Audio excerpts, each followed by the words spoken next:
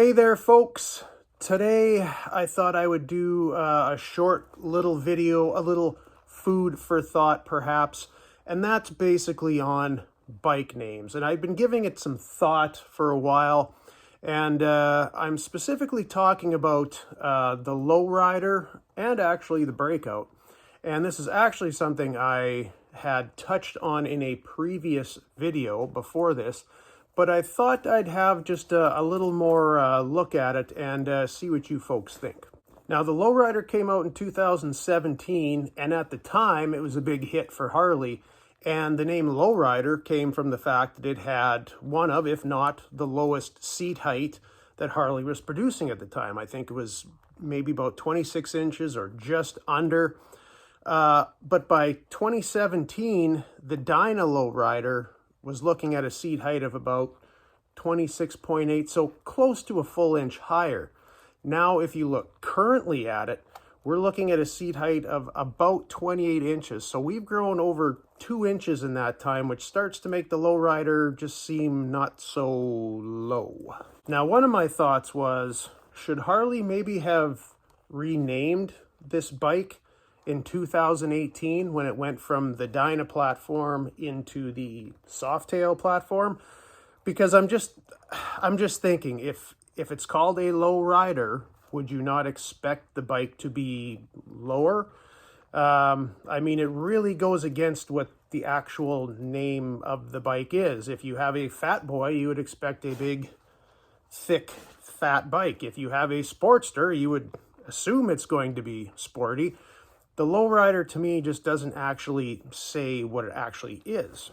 Now, take the Breakout, for example. The Breakout came out in 2013, and this bike is what I think a Lowrider should actually look like.